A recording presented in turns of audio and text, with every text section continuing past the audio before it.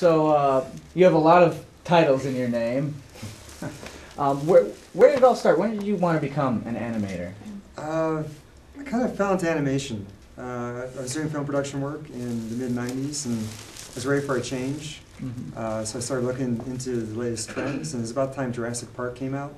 And I'm like, okay, it's time to look into animation. I just jumped into it and taught myself. Awesome. So you've been doing it a while then. So. I'm one of the old timers. Yeah, I started in about '94 or so. So is Jurassic Park kind of like something that just made you, seeing the visual effects in that movie, made you want to get into it? It's probably the first film that an artist could actually use the computer software and do something like that, and not have to be a computer science major. Yeah. Before that, it was all writing code. Okay. And at that point, it was kind of a break point. You could actually just come in with an artistic background and still be able to do it. Cool. So what is it that you do on movies, like Mortal Kombat, Jurassic Park? I do computer animation, visual effects, and then I also did some feature animation work. So within that, I would do the modeling or do lighting, what's called lighting. Oh, cool. So it's like, basically, is that like the light shade around the objects that you're creating? Yeah, the lighting's like virtual lighting. It'd be like stage lighting. It'd be like the lights you might have on the stage. So you're setting virtual lights. After it comes out of animation, or after the animator's animated for you, you light it. And it's sort of like you have a little miniature set. Cool. And the modeling part of it is you actually just construct everything, because there's nothing there to start with. Now you've worked on both live action and animated movies. Is there much difference between the type of animation, let's say, between Jurassic Park, Mortal Kombat, and Shrek? Oh, like Shrek. Yeah. Well, Shrek's all CG, and then Shrek's Mortal all Kombat, you got CG. live people running around. Yeah, the visual effects part, we do live action. You tend to work on smaller parts. You get a certain number of shots you work on. You're adding elements to the live action. Whereas the feature animation, it's all being done from scratch. But you work on it for a couple of years. Like Shrek would be 2 years, just for the animators. It'd be like 100 animators for 2 years straight. Wow. Yeah. 100. That's crazy. Yeah. Now, when we were talking on the back, we were talking about a couple of movies, and one of the interesting things that came up was James and the Giant Peach. That's James and the Giant Peach. I remember I read that book when I was in elementary. I loved it so much, and I thought the movie was a great adaptation. What part did you have to play? So you know my secret. Yeah, I was working at a small division of Disney at the time we were working on that film, doing the special effects on it. And I was not actually working on that film, but I was working on another film simultaneously. So the guy sitting next to me were working on James and the Giant Peach. I had to be working on some other production. And the producer didn't realize that and didn't keep track, so she gave me a credit on James. Even though I don't. You never even worked on it. No.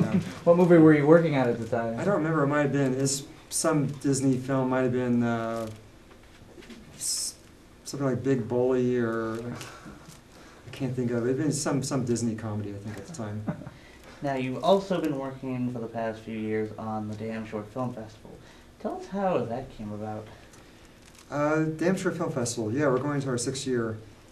Well, I've been making short films since the late '90s, directing short films, feature animated films, and so I put them on the festival circuit, and I was going to a lot of festivals, and my wife would go with me, so we got to see a lot of really interesting festivals, and then some festivals that weren't so nice, and when we saw something we liked, we thought, wow, it's really great, and when we saw films we liked, we thought, those are fantastic, but they're going to disappear, nobody's going to be able to find them after this festival. So we put those together and thought, you know what, we should start our own film festival. And combined with the fact that we were looking for a small town to move to, we thought it'd be a good way to get to know local community would be to start an event. Cool. And really get integrated into just what was going on there. So how did you come up with the name? Like, what's the difference between a short film and a damn short film? We just have damn good films. Basically, we kind of follow the Academy of Motion Picture Arts and Sciences rule about short films. A short film is any film that's between 1 and 40 minutes long. So we program anything up to 40 minutes. And the dam came from the fact that we were right next to the Hoover Dam. Okay.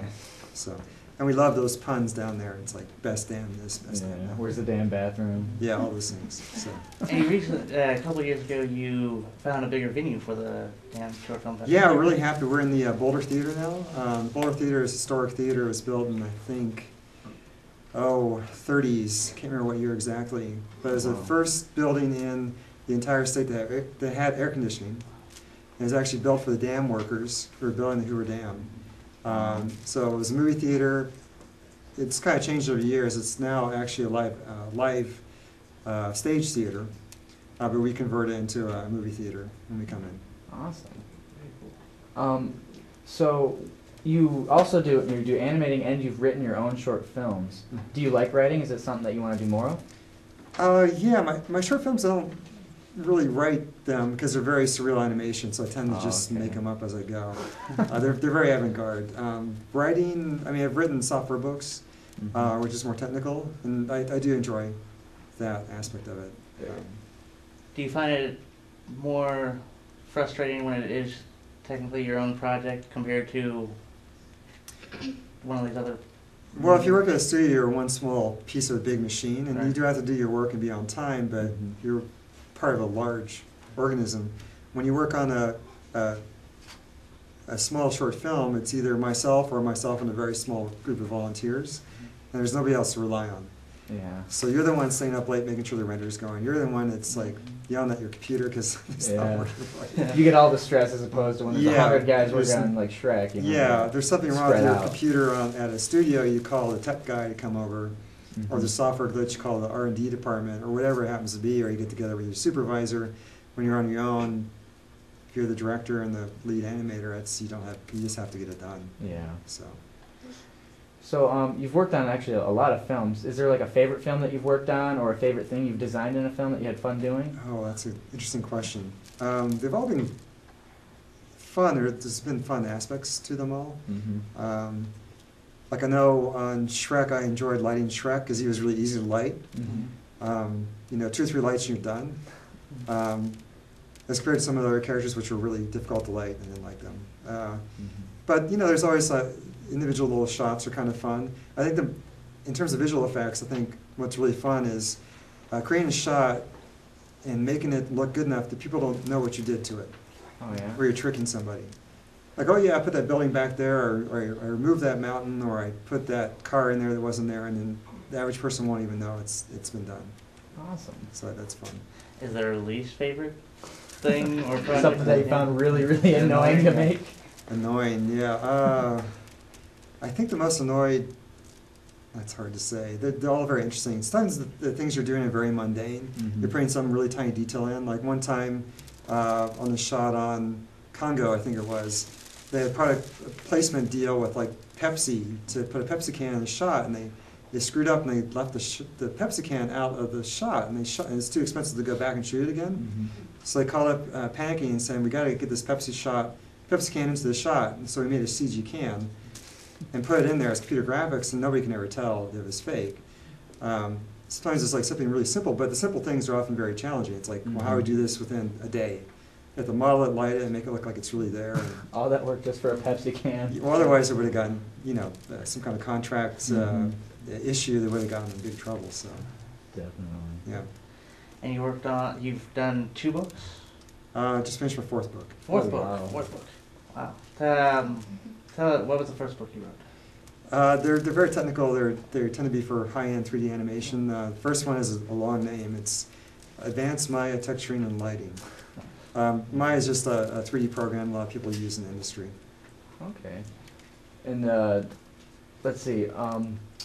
So for Shrek, you did lighting. Is that something you always did in every movie, or is it like lighting your specialty, or do you do? When I was working on the features, lighting and modeling was my specialty. But when I worked in visual effects, which is kind of a smaller crew at the time, you just did everything. Everything from modeling, texturing, lighting, compositing, which is putting all the elements together, all the way to the end. A lot of times you get your own shot and you just do it all the way through. Do you prefer having the smaller crews compared to the larger sets? A smaller crew, you learn more. So like a small facility, it's a great place to just get your foot in the door, learn everything, fired by baptism. And by the time you get to the big studio, you tend to be locked into a single department where you're kind of doing the same thing over and over. So you don't have as much creative freedom.